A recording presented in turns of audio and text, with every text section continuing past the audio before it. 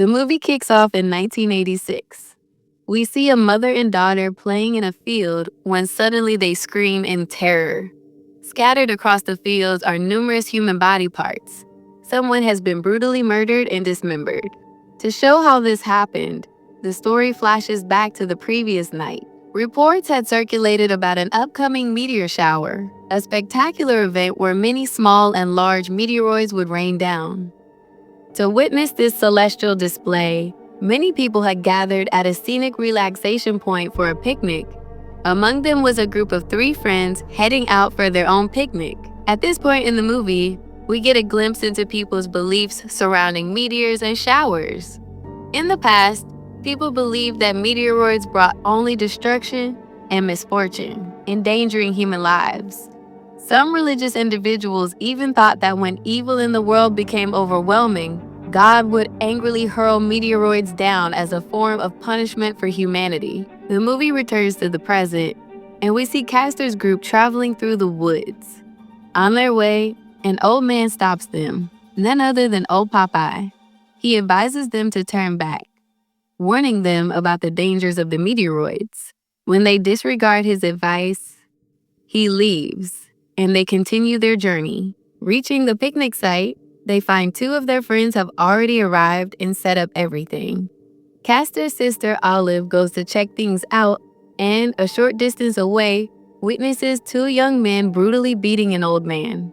When she tries to intervene, they turn their leering gazes towards Olive. However, seeing her brother and his friends behind her, the 2 thugs get scared and run away. The group comes to the old man's aid. He clutches a comic book, which he deeply believes in, and tells them, believe it or not, these meteoroids will turn the people here into mutants, an entirely different kind of creature. He urges them to leave as soon as possible, warning that something terrible is about to happen. These meteors are evil, demonic, but the youngsters still don't heed his warnings, and, giving him some money to help, they move on. Soon, their 2 other friends arrive, bringing drugs for everyone. They all get high and intoxicated.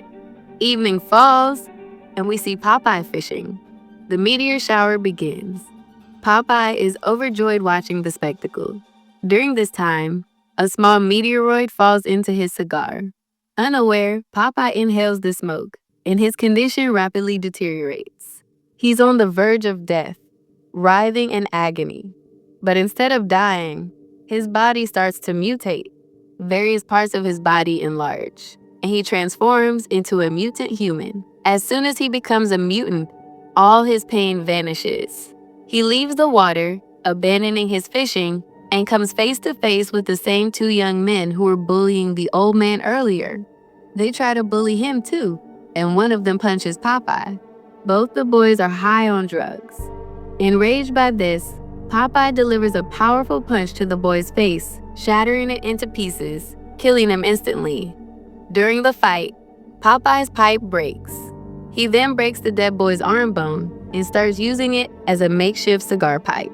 The other boy who was with the dead one runs to Olive's group, warning them that a terrifying man is coming to kill them. But they completely ignore him and dismiss his warning, failing to even notice that he is covered in blood. One of their group members goes to the washroom. At the same time, Popeye also needs to use the washroom. He opens the door and enters. The boy inside looks at him questioningly. Popeye grabs his head and twists it violently until it snaps off. He callously throws the severed head aside as if it were a piece of trash, and then sits on the boy's body. The last shot of the boy's head shows his eyes twitching eerily before he finally dies. The scene shifts back to the group. A couple goes inside a tent, while the other 4 lie under the open sky, enjoying the meteor shower. In their conversation, they realize that their friend who went to the washroom hasn't returned yet. They become worried and decide to look for him. Just then, Popeye approaches their tents. Inside the tent, the couple is still there. Popeye immediately thrusts the bone from his hand into the boy's head, killing him.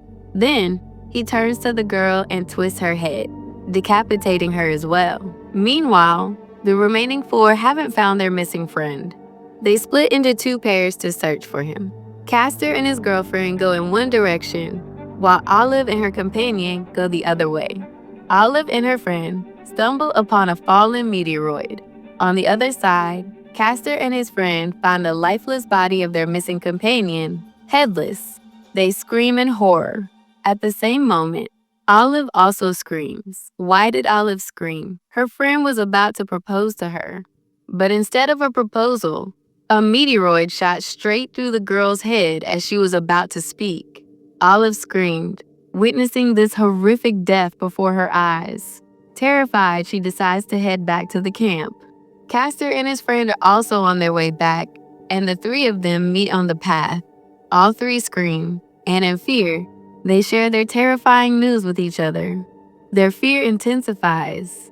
They now regret not heeding the warnings of the locals. People have repeatedly told them to leave. They decide to leave as soon as possible. But how? Reaching the camp, they see Popeye sitting there comfortably, enjoying himself. The three of them are shocked and bewildered. How could the old man they saw in the afternoon be so powerful now? What magic had happened to him? They are now desperate about how to escape. As the car keys are in the tent where Popeye is sitting, Olive decides to risk her life and sneak into the tent. Crawling stealthily, she enters the tent. She is horrified to see the bodies of the other two, but she doesn't scream as she needs to complete her mission. Get the keys and get out. She still believes Popeye hasn't seen her, but she's wrong. Popeye suddenly grabs her legs and drags her out of the tent. Before Popeye can kill Olive, Castor distracts him from behind to save his sister, drawing Popeye's attention to himself. Olive's life is spared, and she quickly grabs the car keys and reaches her other companion. By the time they reach their car, they are devastated to find that a meteoroid has completely destroyed it. Now they are worried about Castor. His life is also in danger. Olive reveals, Castor and I often come here. There's an abandoned factory nearby. I know Castor must have gone there. They set off to save him.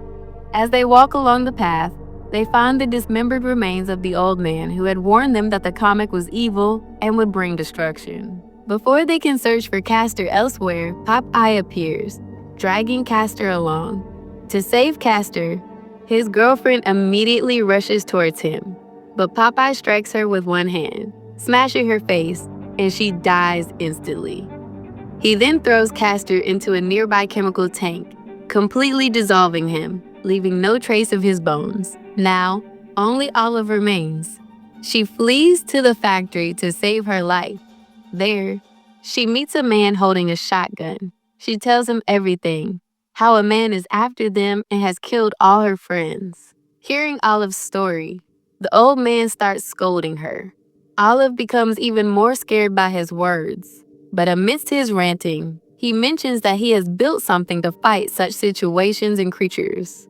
What was it? It's not shown, but when Olive sees it, she is stunned. Suddenly, they hear a noise from outside again. The old man tells Olive to stay there and goes outside in his wheelchair. As soon as he goes out, Popeye grabs him and kills him by stabbing him with a bone in his hand. During all this, Olive runs outside. She wants to fight Popeye, but controlling her is child's play for him. Popeye throws her aside. Before Popeye can kill her, Olive gets lucky once again. The injured boy who had initially warned them about Popeye arrives. He attacks Popeye, taking out the meteoroid that was burning in his cigar and throwing it at him. The attack doesn't harm Popeye much, but it infuriates him. He throws the boy to the ground with one hand, stomps on his face, crushing it brutally, and kills him. The meteoroid that Popeye dropped lands in Olive's hand. As soon as she picks it up, her hand starts burning. But Olive doesn't let go and throws it into the generator of a chainsaw machine, causing the large chainsaw to start. This is the same chainsaw that the old man had built and told Olive about. With great courage, Olive, wielding the roaring chainsaw, approaches Popeye. But Popeye is not one to give up easily. He looks around for a weapon and finds only a hammer, which is no match for the chainsaw. Olive uses her wits and, with a single blow, cuts Popeye's body in two. She believes she has finally escaped Popeye. She leaves the place, But the next morning, we see that Popeye's body is gone. This means Popeye is still alive.